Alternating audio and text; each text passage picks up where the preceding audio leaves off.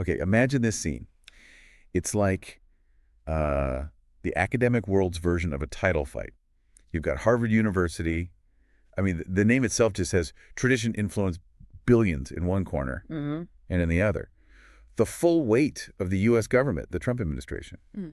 And April 10th, 2025, that seems to be the date things really, really got serious. The gloves came off. Yeah, it's quite something. A clash of titans, really. You have this institution with an endowment, right, over $50 billion going head to head with the federal government. It feels like more than just, a policy spat. Oh, definitely. It feels more fundamental, like a real contest over who calls the shots. And listeners might think, okay, Harvard, elite university. Yeah. What's this got to do with me? But this could be huge, right? It feels like a test case for how independent our universities can actually be. Exactly. And maybe even broader questions about government power. If they can pressure Harvard like this, well, who's next? It really forces you to think about what universities are for. Are they these completely independent places for inquiry? Or are they ultimately, tied to the political winds? That's the core question this whole confrontation throws right into the spotlight. So let's sketch out the players. Yeah. Harvard. Massive $53 billion endowment, used to doing its own thing, setting its own path. Right, a long tradition of autonomy. Then you've got the Trump administration. And their approach seems pretty clear. Use money, federal money, as leverage. Use that financial power to push for some pretty specific changes on campus. And what kind of changes are we talking about? It wasn't just one thing, was it? No, it was a list. They talked about curbing political activism, which, could mean anything from protests to certain speakers, potentially. Vague, but potentially far-reaching. Very. And then there was the push to screen international students much more closely, looking for what they termed anti-American values. Wow. That sounds like it steps right into academic freedom territory, doesn't it? The free exchange of ideas. Absolutely. Huge implications there. But the real flashpoint, it seems, was diversity, equity, and inclusion. DEI. Ah, yes. That's been a focus for a while. What specifically were they demanding there? A complete rollback, getting rid of DEI programs, stopping race-conscious admissions, changing hiring practices, basically dismantling the whole structure. That hits right at how Harvard and lots of universities have been trying to operate for years now, building diverse student bodies and faculties. It does, and it plugs into that bigger conservative argument that these programs can sometimes be discriminatory themselves, or that they push a certain ideology. Right, the idea that they might stifle other kinds of diversity, like intellectual diversity. That's the argument they put forward. So the administration lays down these demands. How did Harvard react? Did they, try to negotiate? Well, not really. On April 10th, they sent this letter back to the government, and it was pretty blunt. Oh, what did it say? Essentially that Harvard wouldn't surrender its independence or relinquish its constitutional rights. Pretty strong stuff. So drawing a line in the sand. A very clear line. They framed it as defending fundamental principles like the First Amendment. It was a bold move, basically challenging the government's authority directly. Okay, bold move indeed. But words are one thing. What happened then? Did the administration just accept it? Oh, hardly. The response was swift and financially very painful for Harvard. Okay, here it comes. They froze federal funding. We're talking over $2.2 billion in research grants. $2.2 billion with a B. With a B, plus another $60 million or so in federal contracts. Gone. Just like that. Oof. Okay, even with a $53 billion endowment, that has to sting. That's not just walking around money. Absolutely not. That kind of money fuels a massive amount of research, especially in science and medicine, cutting-edge stuff. So this isn't just like an accounting problem for Harvard. This could actually impact research projects, couldn't it? Things that might eventually benefit everyone. Precisely. That endowment sounds huge. And it is, but a lot of it is often restricted by donors for specific things. It's not just a giant slush fund. These federal grants are critical for, pushing the boundaries of knowledge. Yeah, that could definitely slow things down, put projects on hold. For sure. And it's worth remembering, this wasn't like a totally new tactic for the administration. They'd used financial pressure on universities before. So it feels like part of a pattern, a deliberate strategy to maybe rein in these institutions. That's certainly how many people interpret it, especially given the administration's rhetoric about universities being, too liberal or ideologically biased. Right. Their argument being, we're just making sure taxpayer money isn't funding stuff we disagree with or things they see as discriminatory. Essentially, yes. Framing it as upholding civil rights obligations. Now, I heard Harvard wasn't totally alone in pushing back. Did other universities follow suit? Well, there was movement at Columbia University. Initially, it seemed like they might try to find some middle ground, maybe meet some demands. Okay, a different approach. But then, after Harvard made its very public stand, Columbia's acting president, Claire Shipman, sent a message, and it suggested that some of the government's demands were simply not subject to negotiation. Interesting. So maybe Harvard taking that first really hard stance gave Columbia a bit more confidence. It certainly looks that way. Like Harvard absorbed the initial shock, and it emboldened others to say, yeah, us too. We're not folding on this. So the administration's plan is clear. Squeeze the finances, apply pressure, hope they cave. That seems to be the core of it. And they're using the public discourse too, right? Talking about political ideology stifling intellectual creativity.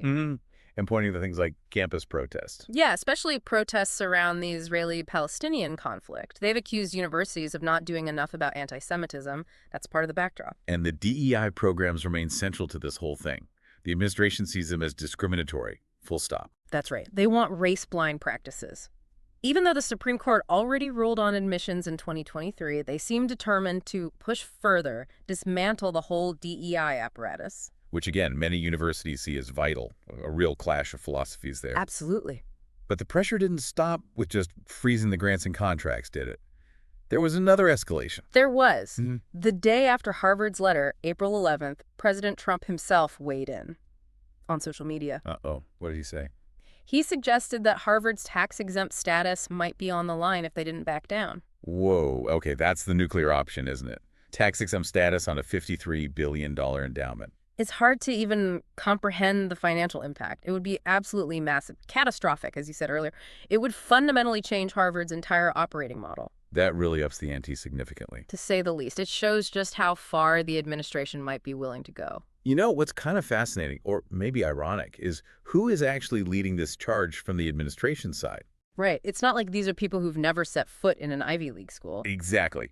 Many key figures, including Trump himself, went to places like Penn, Yale, even Harvard. Yeah, it's a striking detail. People who benefited from these institutions are now leading the fight against them.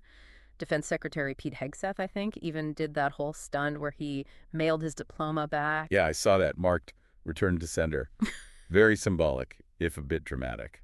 It really highlights this feeling that, from their perspective, these universities have gone off track, become too ideological, too biased. So, okay, Harvard's facing frozen funding, the threat of losing tax status.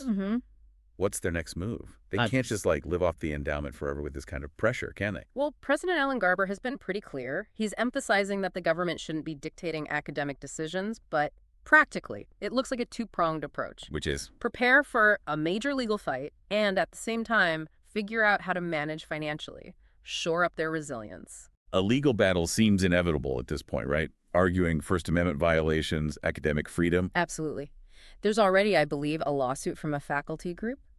Harvard itself is almost certainly going to pursue legal action. This could easily become a landmark case. Potentially going all the way to the Supreme Court. Very possibly.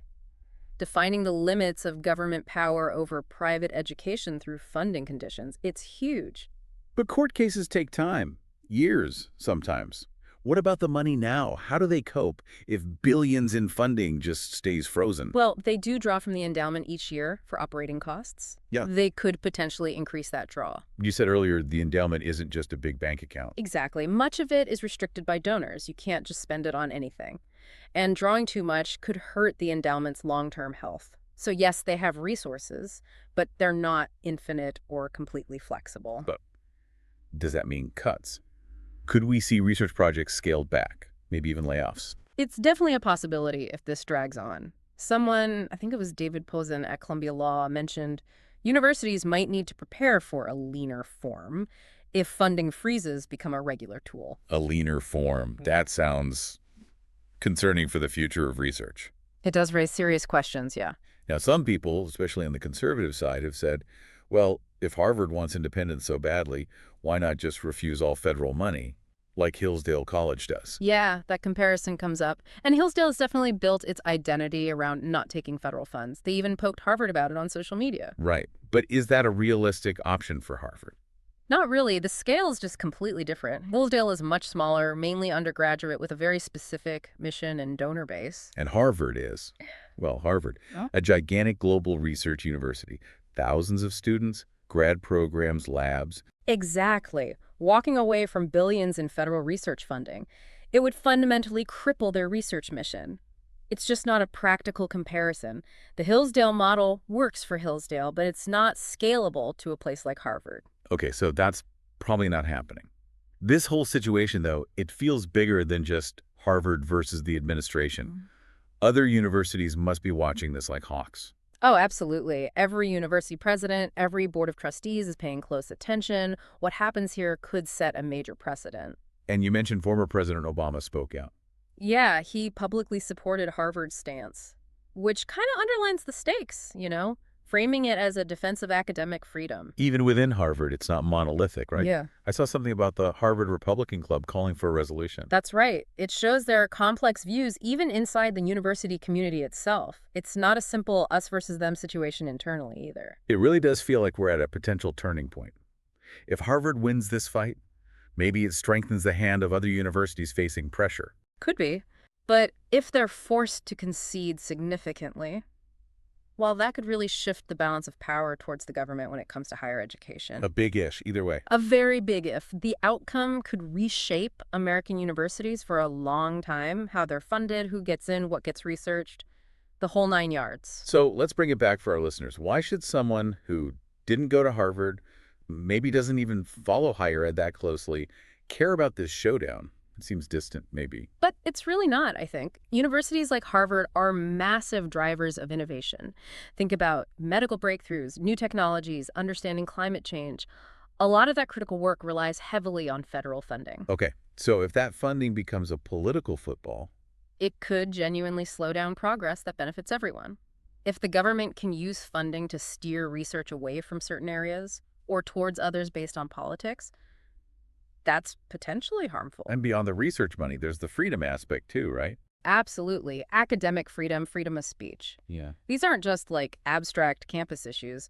They're fundamental to how we discover truth, debate ideas, and hold power accountable in a democracy. If the government gets too involved in dictating what's taught or who teaches it, that's a dangerous path. It's about the principle of keeping centers of learning independent from too much political interference. Exactly. It's not just Harvard's fight. It touches on that broader principle of autonomy for institutions that are meant to challenge us and expand knowledge. So as we watch this unfold, the court battles, the budget moves, the ripple effects, what's the big question we should leave our listeners mulling over? I think the key question, beyond just who wins this round, is about the long game. What does this confrontation mean for the future relationship between government and universities in the U.S.? How does it change things down the line? Yeah.